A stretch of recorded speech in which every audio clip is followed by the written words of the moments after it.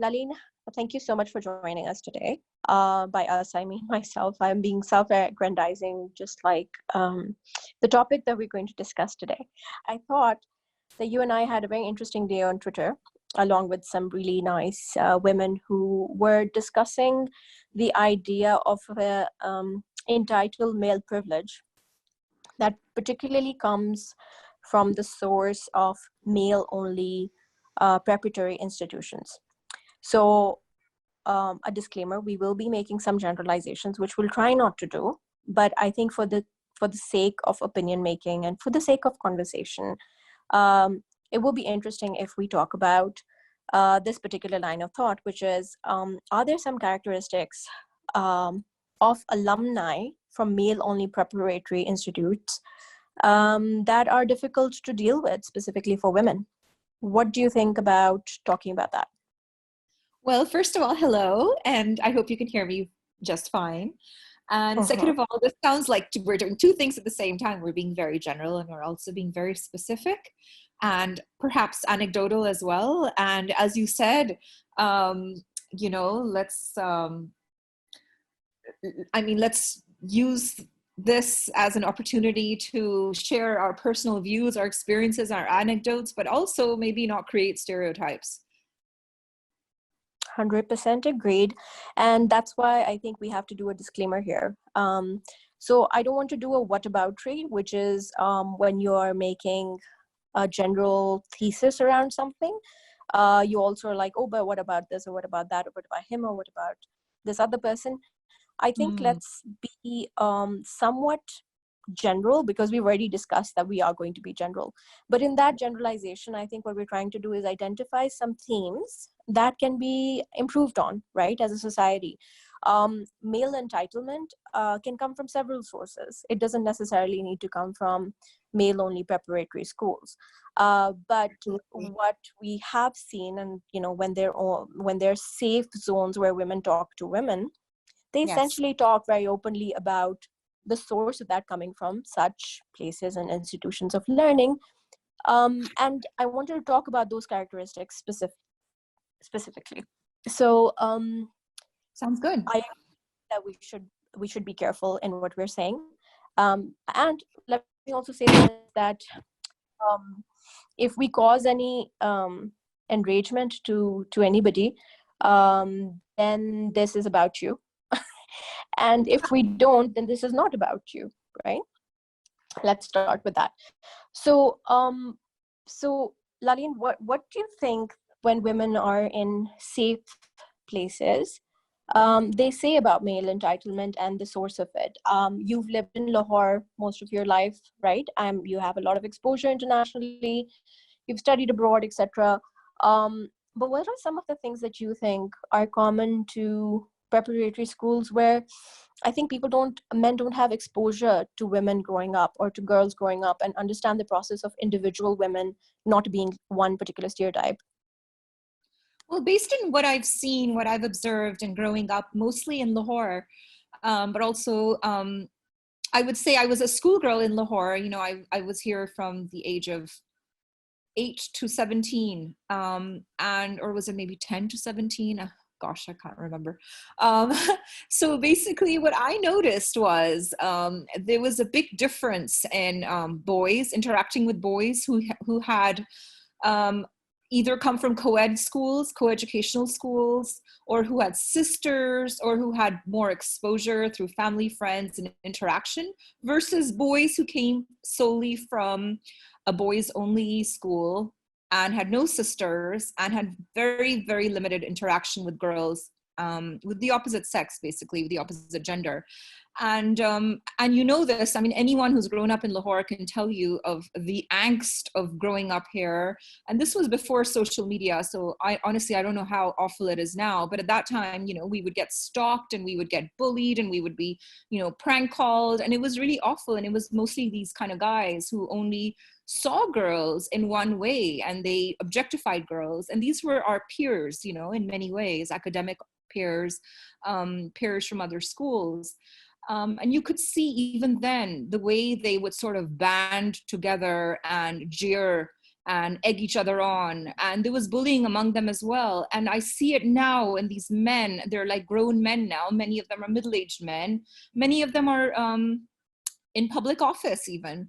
And you kind of see that boys club behavior continue. And you see it on a social space like Twitter, where people start trolling you and they gang up and that kind of thing. And you mentioned a safe space for women. Well, that's really, really important. Every time we talk about anything that women really need to be on an equal footing in this country, you will see these men pop up out of nowhere and mansplain their opinions, whether they're asked or not asked. And they will try and belittle you in any way possible. And they'll say, well, if you want equal rights and equal opportunities, what about this? What about that? And they'll basically put you down and think it's very, very funny. What they don't understand is they're coming from a place of privilege as the traditionally dominant gender that gets the best, be it social opportunities, financial opportunities, cultural opportunities, the better deal in marriage, the better deal when it comes to household chores across the board, whether you're considered privileged or entitled or not. So they're coming from that kind of place, and a lot of times they're very condescending. And this is again a generalization, and I have to say, let's just assume that everything we say in this discussion is not all men, not all desi men, not all, because it's like you have to explain that in every tweet, even not all men. Otherwise you just get attacked and say, why are you so bitter? And we're like, not bitter, we're just being honest. And it's not about all men, but enough men to make it a social problem, a social issue. Thank you, Laaleen, for explaining that quite well. And actually, I would caution against us being very careful about not all men, because really, I think the not all men embodies this concept of, because there are exceptions, therefore, who the hell are you to discomfort us with some label that we're not comfortable with? Like, I don't think when you come from privilege, you are happy about somebody having an opinion about your clique that doesn't agree with your worldview. So, I mean, the not all men hashtag started because men would always, every time women would come up with, hey, you know what, this hurts, or this is unfair, or equality is a good idea for society, they would say, but not all men beat women, but not all men are horrific, and not all men take away women's rights. But the problem is, you should not be congratulated for being a decent human being, right? And this whole idea that just because you are, somewhat not taking somebody's rights away by force, or at least nobody knows about your private life yet, that it's okay for you to barge into a very legitimate problem that women are talking about and claim their silence. So I actually am very sort of militant about the fact that it's not our responsibility to make men comfortable with something that is a systemic problem. We're talking about a systemic issue here, which means exceptions are not counted. Which leads me to my next question, Laaleen, and I hope that you can also shed some light on this. What do you think happens when a man says, we also don't have privilege, we have other issues as well? Because they're like, oh, for example, my parents worked hard to send me to this very prestigious institute, and now therefore I am entitled to this life where I have privilege, and therefore what do women complain about? They have no right to complain because I had some discomfort in my life. Most feminists basically respond to this by saying, well, women go through what you did in addition to going through sexism. How would you respond to men who say, you know what, we also had it bad, so what are you complaining about?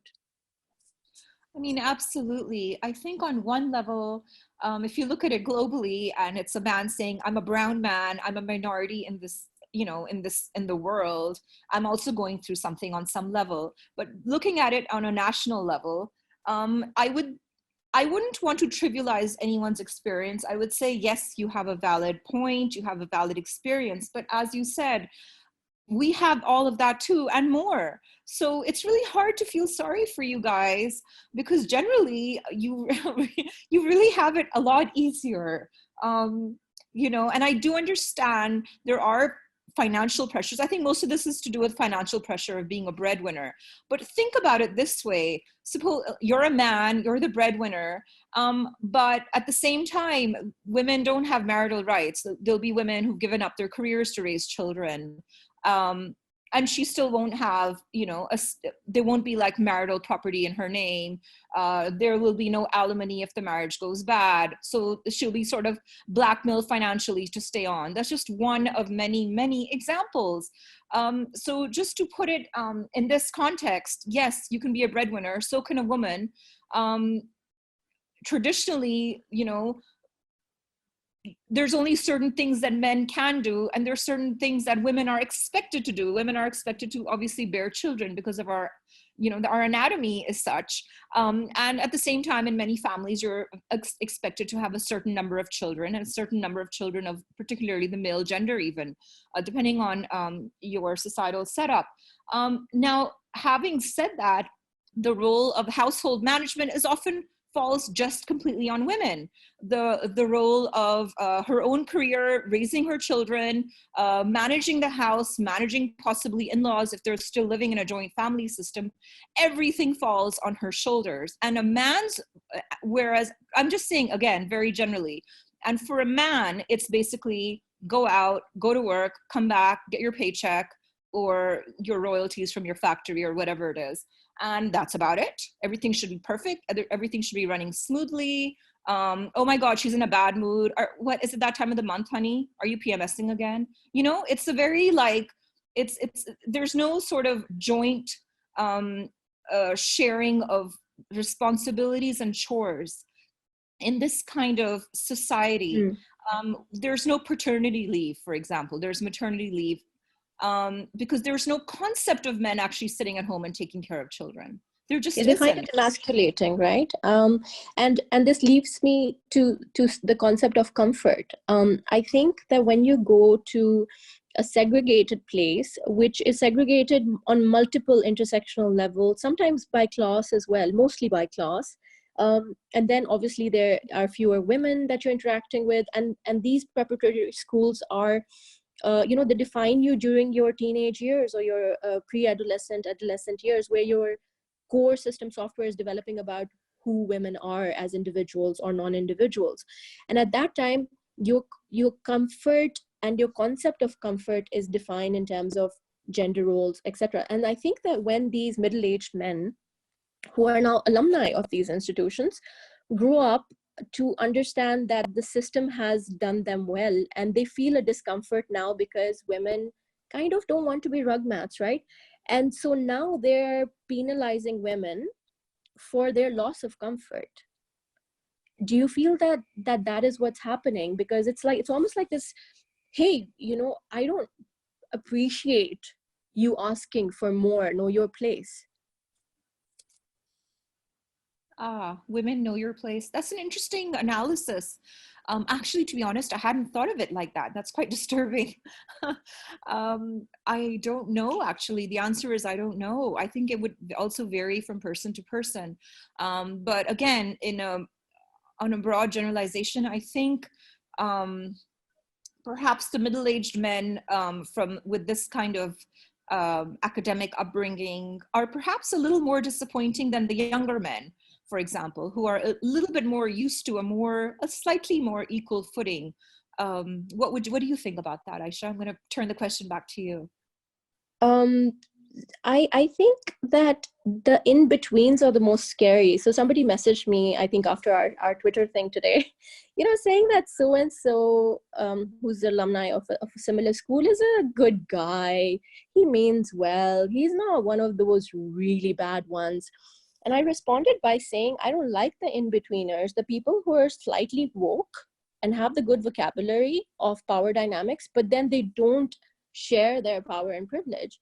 And frankly, you're right, the older ones have more power and privilege, and the younger ones perhaps are better in sharing it. But I don't know, I think it makes me more uncomfortable to see a person who is who has the awareness of his privilege, has probably an Ivy League degree, travels very broadly around the world, sees different cultures, chills out in Scandinavia where the men take multiple roles, and then the moment they come here, they're oppressive towards women and to even people who are less powerful than them, including their household staff and stuff.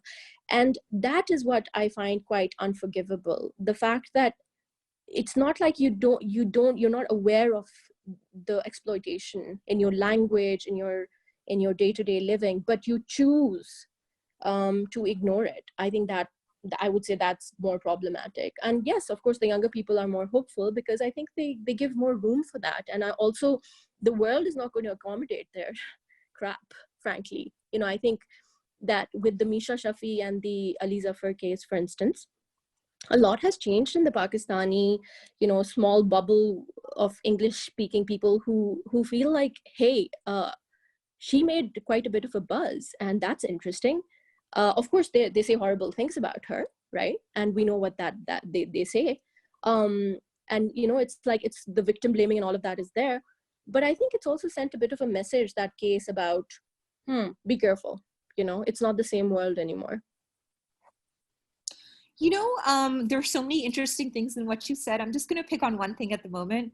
Language, the language that we choose, a lot of our slang, and I'm speaking to you from Lahore, the capital of Punjab, which, as you know, there's a whole vernacular here. A lot of it I don't even understand. It's just full of very, very rude phrases that a lot of these boys from, I would say, boys only certain schools are very, they use at every age. And I don't know if it's a sort of a expression of being macho or what it is, but it's very crude and it's very demeaning. And a lot of it is very bigoted, even racist. And of course, it's terrible. I mean, the words they use to describe women are often just really, really wrong in so many ways. And of course, every language has this element, but I don't know, I've just found it extra crass and extra boorish here. Perhaps because I was very young at the time, I didn't hear much of it. And then I came back, I was away, then I came back and I heard some more. And I mean, to this day, I still get shocked. You can never be completely immune when you're sitting and you're hearing about how people are talking about women sometimes, and you hear guy talk, it's just, and they usually censor themselves in front of you, especially if they're trying to impress you. But at some point you will hear it, and it's just a rude shock. And I think part of it never really goes away. Whether you're in public office or not. And you can see that because you'll see people who are tweeting, and I'm focusing on Twitter right now because, we have like a long day. We had an interesting day. All kinds of people tweeting from their accounts who are tweeting directly, everyone from Trump to God knows who. And you can see when it has not gone through a publicist, and you can see when it's that actual person and how many blunders they make. Because this is actually what they really think. And this is really, these are the words that they're actually using to describe people. This is what they think. This is them.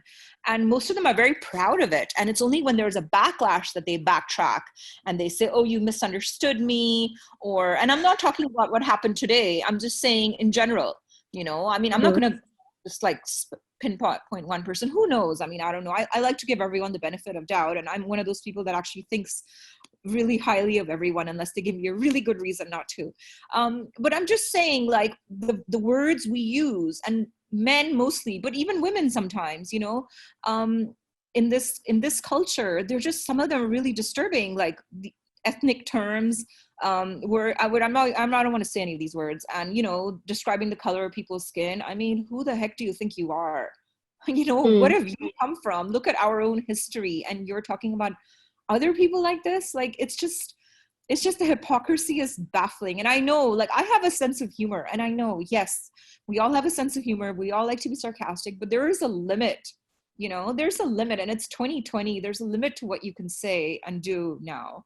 And under the guise of locker room talk, I feel that it's almost like the test limits what you mentioned about censoring themselves. So they'll be like, oh, a lady's presence, and so we're not going to use the verbiage about our mothers and sisters and what we think of so and so. But it's Yes. almost like, how like when there's violence and you throw something at the window instead of the woman's face. And it's like, oh, Yes. I didn't hit her. But yeah, you signaled a lot of Yeah. violence and the possibility of violence. So similarly, when you're saying, I'm going to censor myself and not make a sexist comment because a woman is present, it just means that you've thrown something violently at the door and you've signaled to her, A, what you think of a woman's status in society, B, that there's only one way that you see women, and C, that you're telling them that you're in charge, right? And And that D, you can what control you're capable of, what the guy is capable of, and oh, you're fortunate that I choose to see you as a lady rather than a other type of thing. woman. Yeah. And they also categorize women, right? Mother versus Hmm. whore. Oh, you're not So if that you're, kind of girl, yeah, I've heard you're that a either lot. one or the other. That's it. And I think that it's really interesting that you brought up the concept of language, because I think that is what encapsulate and encourages this sort of bro code, right? Um, where so sorry about that. So it's basically like this massive sense of gross self-obsession that's there for sure, where there's an interest in comfort. But I also want to ask you something specifically about your experiences. What are some of the things or the anecdotes that are very important for you to have not been able to forget and recognize, hey, that's not just not on, but that it got sanctioned from society? Like, have you had an experience where you're like, why is that okay? Why is nobody outraged?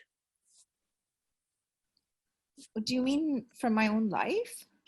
No, just something you observed or from your own life, not necessarily. Like, I'll give you an example. I was, this is a friend of mine who basically told me about, she was at a party and there was somebody from a similar college, and she tended to not talk to this person, right? In a party. She was outside talking to some other people. And he was an important man of stature. And when he left, he said to her something interesting along the lines of, we haven't been introduced. You seem okay.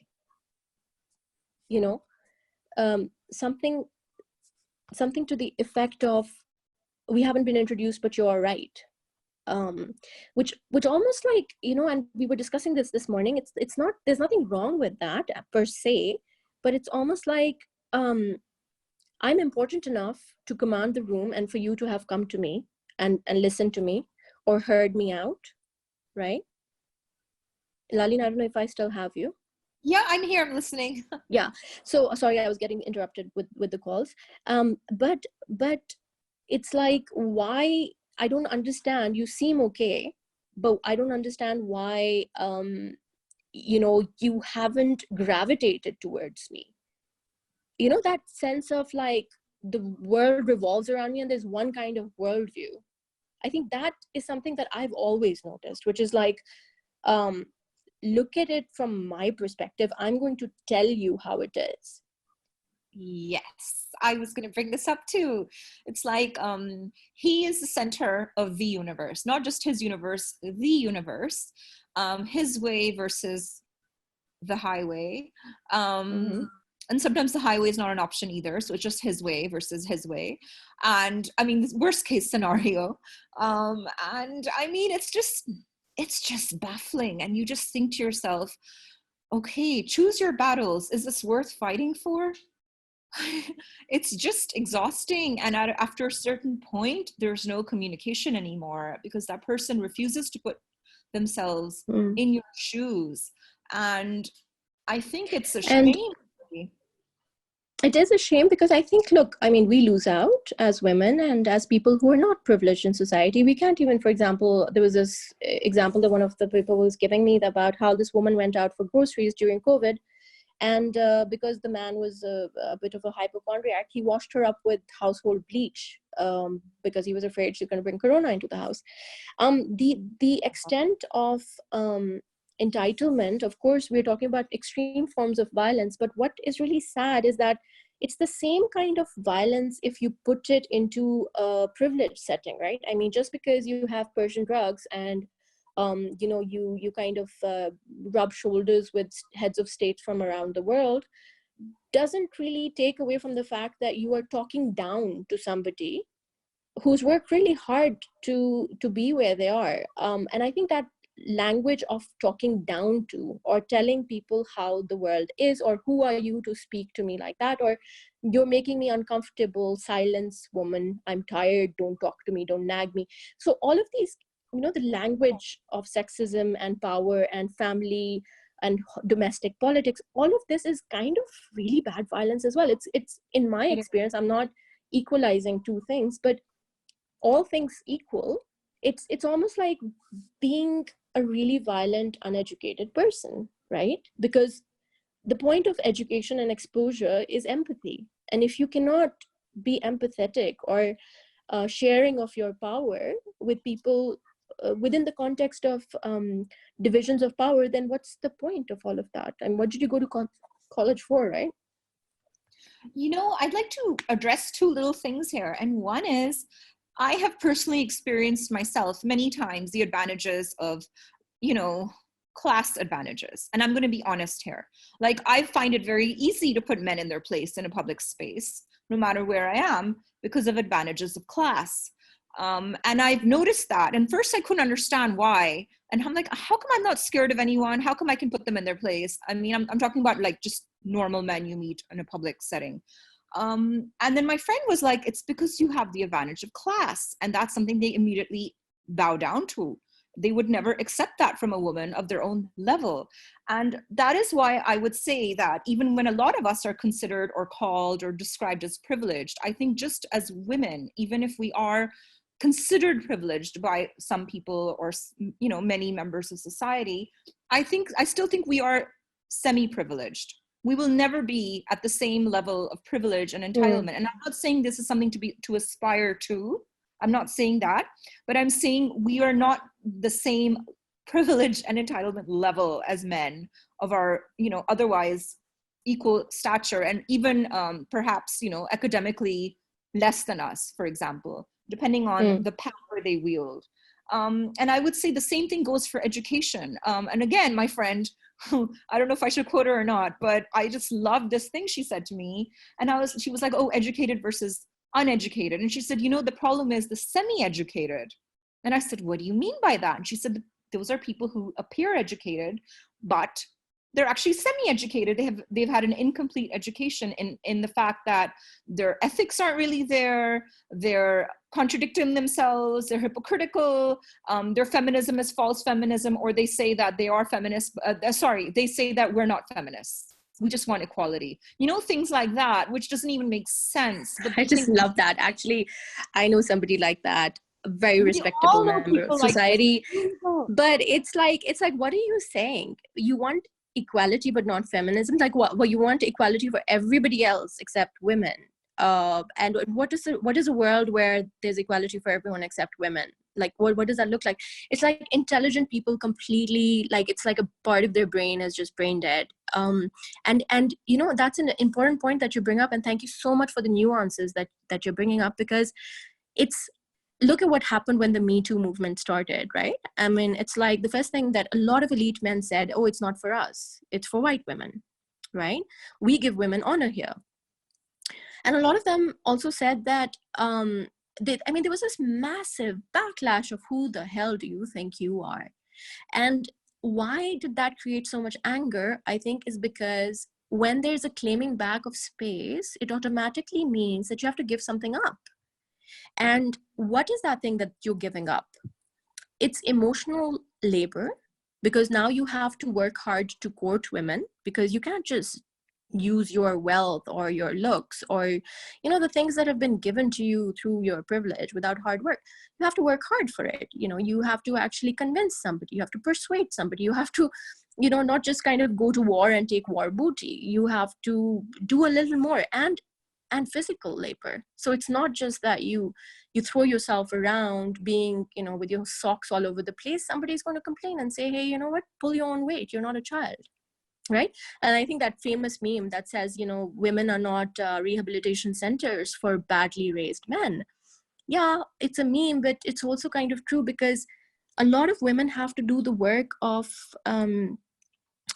preparatory schools that didn't prepare young men to live life. I mean, they cannot function on their own. They can't make a meal. They can't wash their laundry. They find it beneath them to do women's tasks.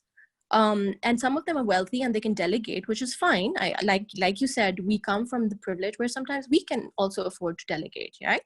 But what I mean is that it is the concept of a woman's work that they will not take on. They can make a mean barbecue, right?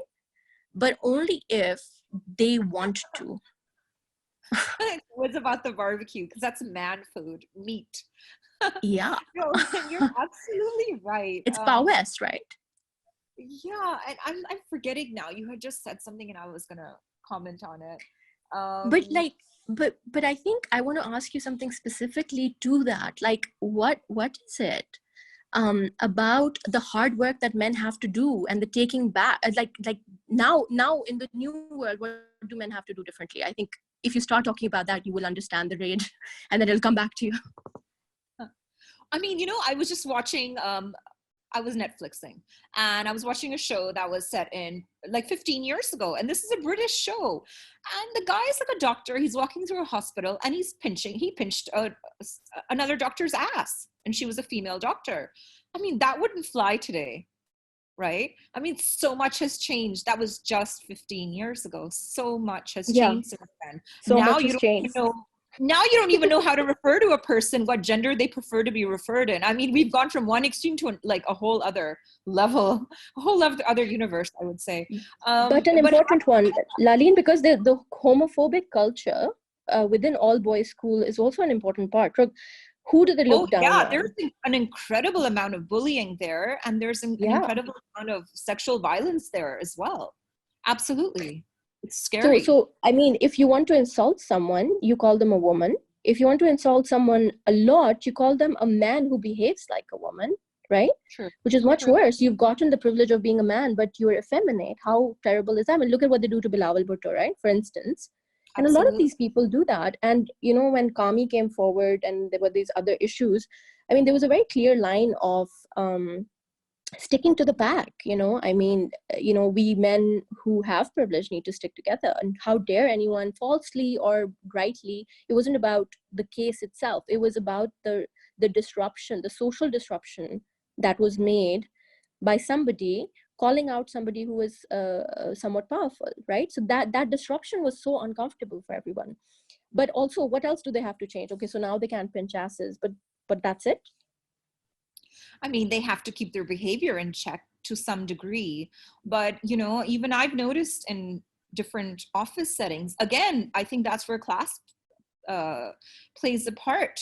Because if you're like a higher sort of social class, then they kind of won't dare to harass you or be as suggestive as they would perhaps somebody who's who really, I mean, I don't know how to explain this. Somebody who perhaps appears to be too frightened to speak out, or who is perhaps more vulnerable, socioeconomically more vulnerable. And I think they sort of instinctively know who's a good prey and who's not.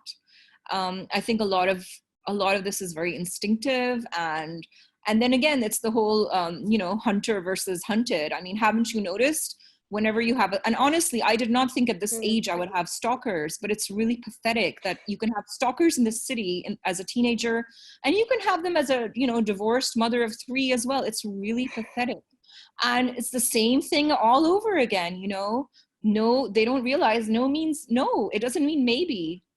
And maybe does not mean yes. And it's the same old BS. It's just, I don't understand what kind of upbringing this is. And as you mentioned, women are not rehabilitation centers for men. Yes. And, parents, please, take an active role in giving your child a rounded education. And I've noticed a lot of women my generation are doing that. They're raising wonderful boys. And they're giving their girls the same kind of treatment, and it's just, I have a lot of hope for the future, let's just say. I don't have much hope for our present, but I have a lot of hope for the future. That's fantastic to hear. Laaleen, you brought up 2 really interesting points. One, you said, you have, in an office setting, perhaps not a lot of women get harassed. I think that has to do with one thing, and I feel this. I might be they in. do. No, they They do. do. But I mean, I've seen it. Like I've seen different levels of harassment. Yeah, there are different levels of it, for Yeah, sure. And I and want to bring out the point. and how I vulnerable want to bring. someone is. They can tell. They can kind of tell, and a lot of, and sometimes it's not even harassment. Sometimes it's a mutual thing, but we won't go into that. But when it comes to actual unwanted attention, unwelcome attention, they sometimes, people just don't know where to draw the line, and they're like, oh no, she wanted it. Oh no, she was asking for it. Oh, why was she polite to me? That means she wants me. I mean, they don't even have that distinction. I don't even know if it's an excuse, or they literally are so mentally deficient that they cannot see what is so obvious. Like there's something called etiquette and being polite, and then there's something called being suggestive, and they think that they're both one and the same thing sometimes. I don't know if it's an excuse or what, but it's just ridiculous. For sure.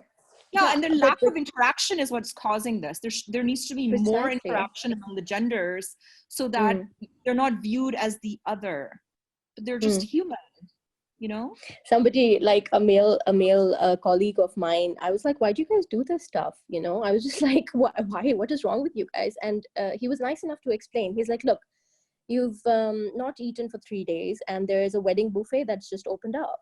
That's how it is for a lot of us who come out of all male schools. He's like, it's just, we're not wired to learn how to hold ourselves back, and we don't know. I was like, well, I don't know about that, but like that was his explanation. But two things I want to kind of point out: women who get harassed in the workplace, by and large, in my experience as well, it's a product, and it's a factor of how much they can hurt men. Okay, and I have a theory on this. In Pakistan, particularly in Lahore, where I worked for almost a decade, the pleasure of working there as a very middle class person who, obviously I hold my own, sort of have pride in sort of, being independent, all of that. And so it was very important for me to kind of, that career of mine, and the fact that it was mine and that these were my decisions, was very important to me. And I found that it was how much respect you got was a factor of how much you could hurt them. And that it didn't matter who I was or what I thought, but what mattered is how much I could hurt them. So now I have privilege, for sure, because I think there's a bit of a reputation of I can out you, right? But it's almost used against me. It's almost like, kind of keep her in check. She's a feminist. So before anyone says anything, oh, like Aisha's going to get offended. And it's almost like a slur. Yeah, you know what I mean? And if you have a powerful man behind you, who you take, solace or a fight from. So if you're going to draw a man into a fight, then they're not going to mess with you. But if you're on your own, and if you're independent minded, and you use equality as an ideology to protect you, you're actually fair game. I've had things said to me that I think if I was less independent, I wouldn't have things said to me. It's almost like an open, invitation to just say things, because I guess I am powerful enough to take it, and have a conversation about it. It's like a double-edged, weird little sword.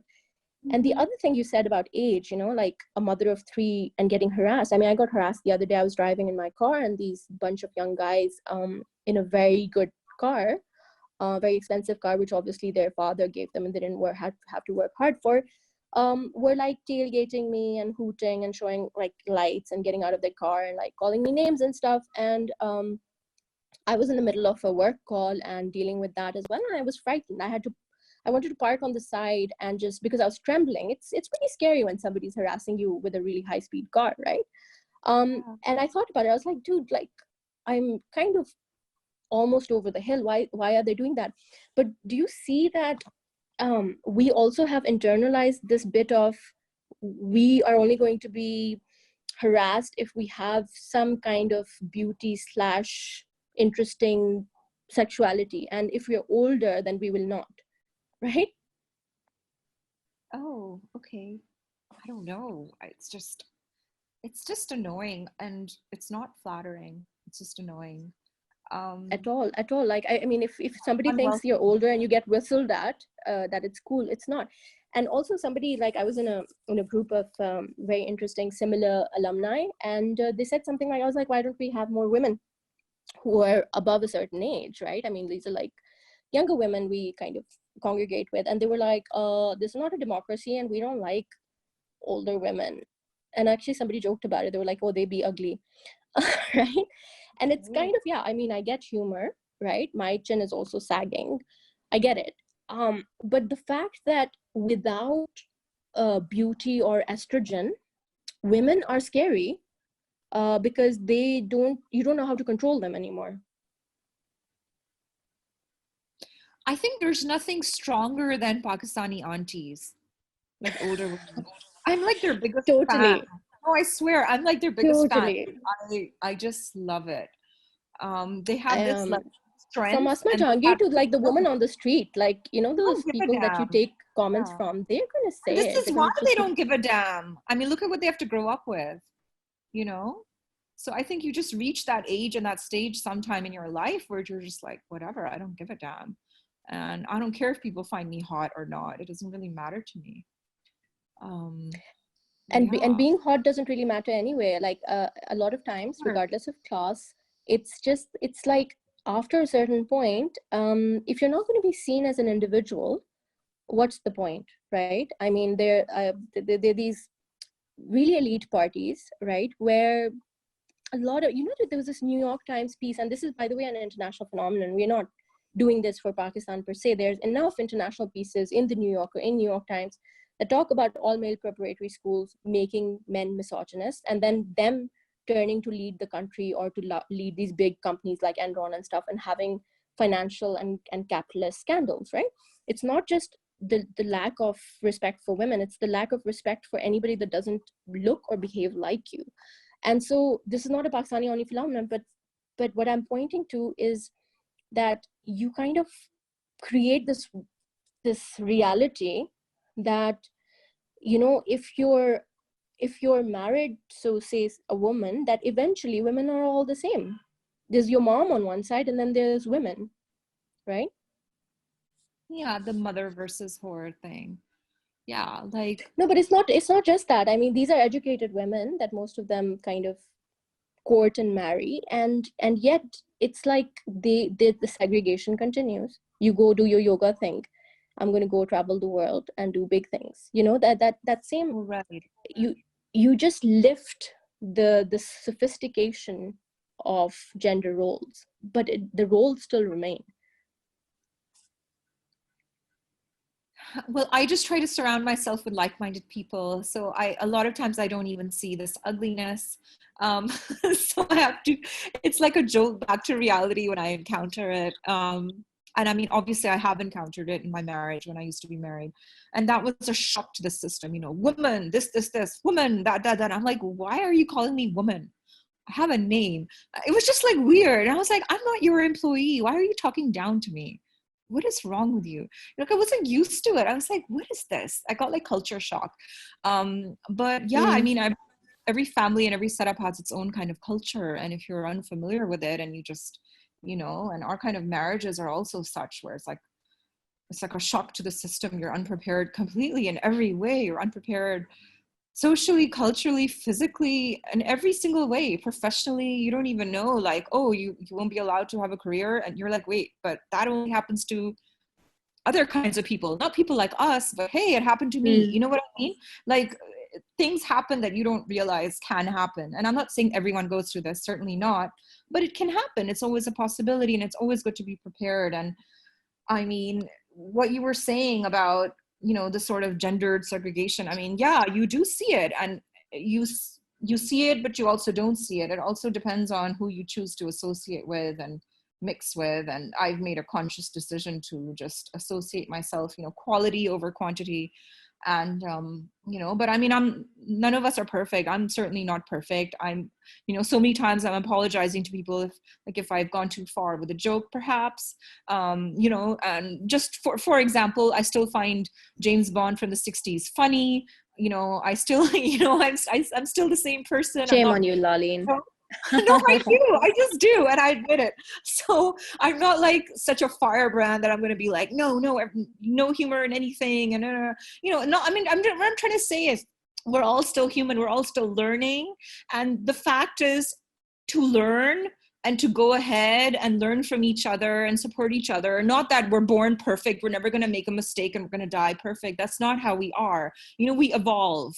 So it's all about, to me, it's all about evolving and letting go and forgiving people and not bearing grudges and trying to learn from each other. And yes, you get annoyed and there's a lot of obnoxious people out there, but sometimes they learn from you as well.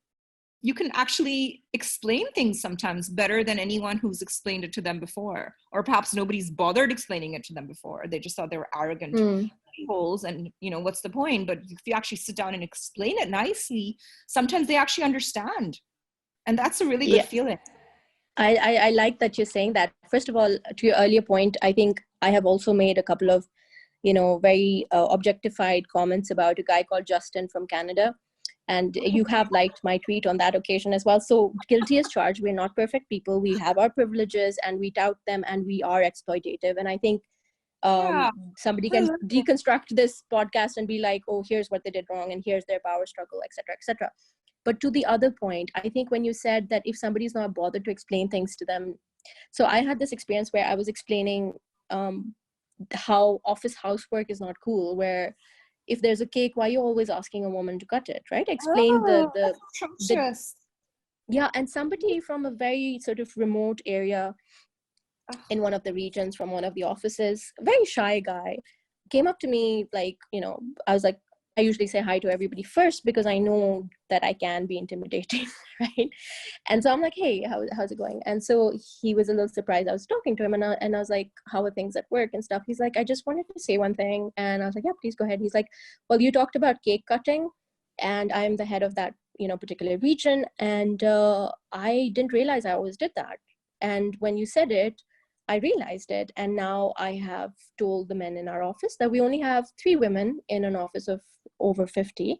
So therefore, they will not be doing any office housework. They will not be fetching coffee. They will not be cutting the cake. They will not be doing office decorations.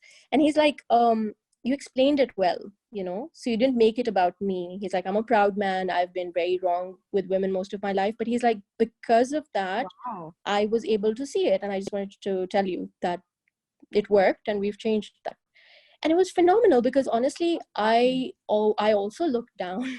I'm also stereotypical, and I didn't expect any better of anyone. But the fact he really dented my generalization, my stereotypical thinking as well. And those stories are important. Which reminds me, I think at the end, Laaleen, it goes without saying that what I know you since we were like literally in our 20s. And it's been extraordinary seeing the evolution of Laaleen as a very sort of naive, almost ideologically charged person to somebody who was dented and shocked and everything and wronged, but then has reclaimed that space. Honestly, in my experience in Pakistan, particularly in Lahore, I haven't seen much of that. And I don't think you have role models. Like, of course, there's our wonderful aunties who've done it, right? And hats off to them and stuff. But it's not easy walking our path.